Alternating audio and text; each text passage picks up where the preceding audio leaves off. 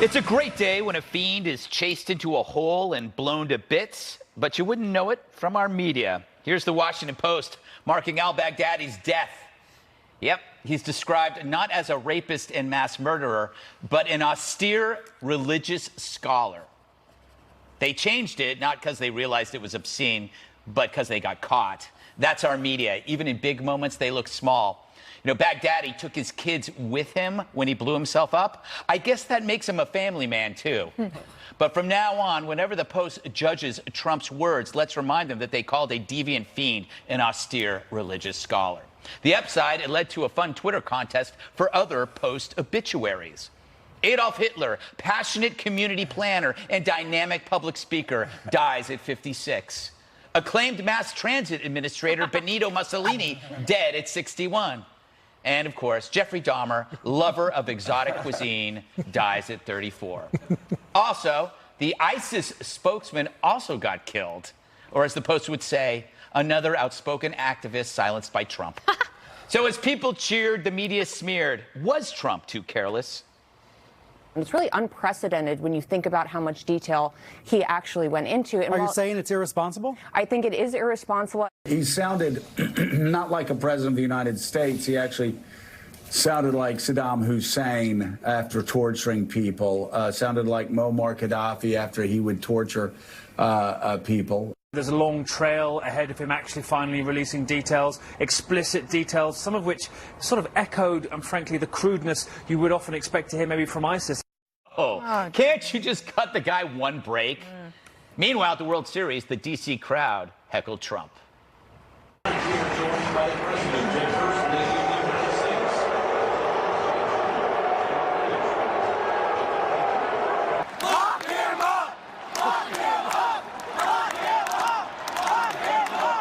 What a contrast. As America cheers a victory over terror, swamp fans boo the guy bringing that news.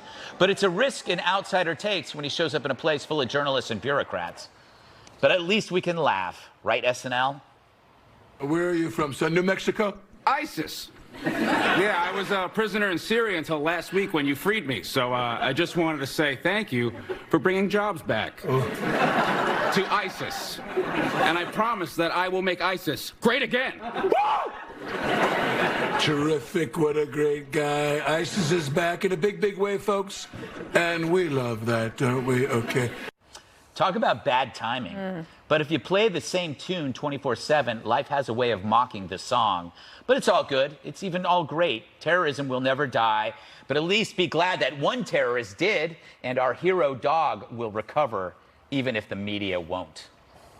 So, Jesse, do you think that the headline, it was a simple mistake? You know they didn't apologize. No. Or was it just reflects the overall cluelessness? I'm going to go with cluelessness.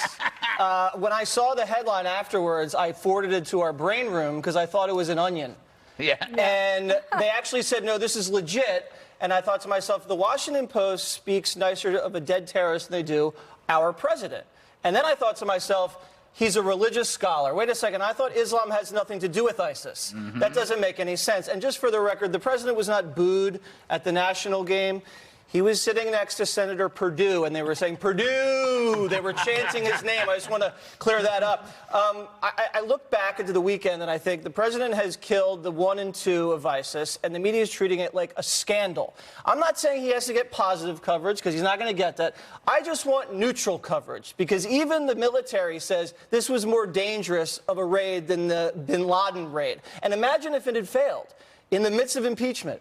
In the midst of the entire Washington establishment saying the Syria policy was bad, he would have gotten Jimmy Cartered by the media, but he pulled the trigger and it was a success. Then you have people saying the graphic language. They've said worse stuff about Trump than Trump has said about a dead terrorist. And I think it was probably projected overseas to the terrorists and the would-be terrorists to say, you know what, I'm going to have you guys wallow in humiliation so you don't think twice about joining ISIS. And then you have the people say, oh, you know, he shouldn't have given up all this intelligence about the raid. And they didn't say anything when Joe Biden outed SEAL Team 6 after bin Laden. They didn't say anything about that, or they should have shared it with the Democrats. Well, Obama didn't share the Bergdahl trade with Republicans. It's silly and it's hypocritical.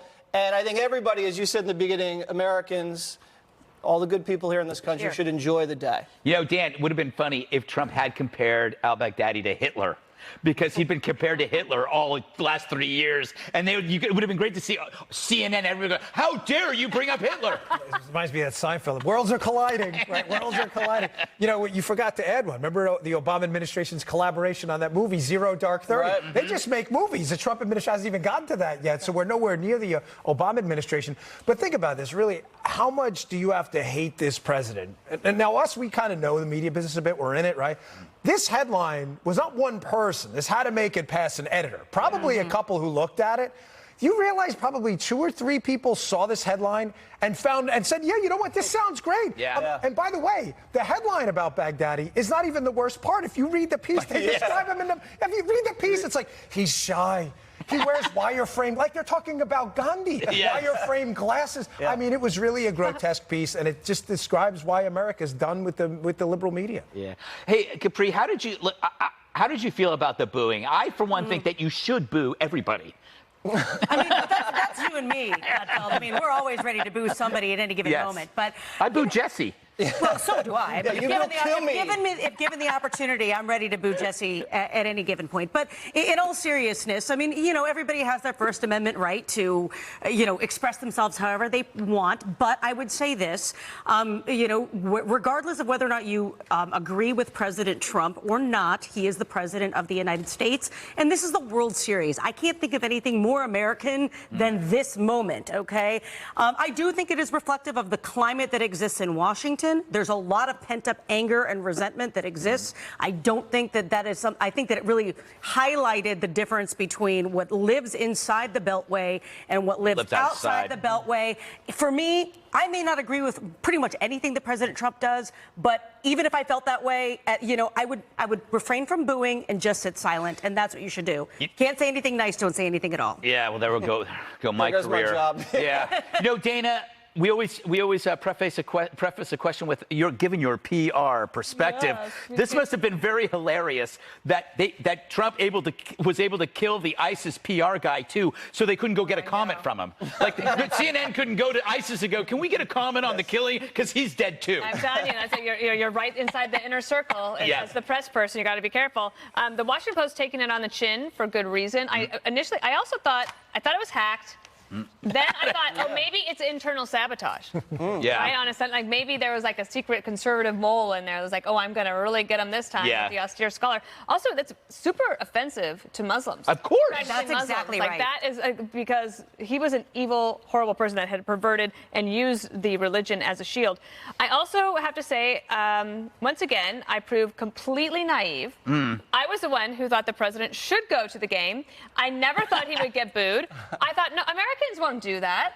Americans will cheer. It is for the. I know.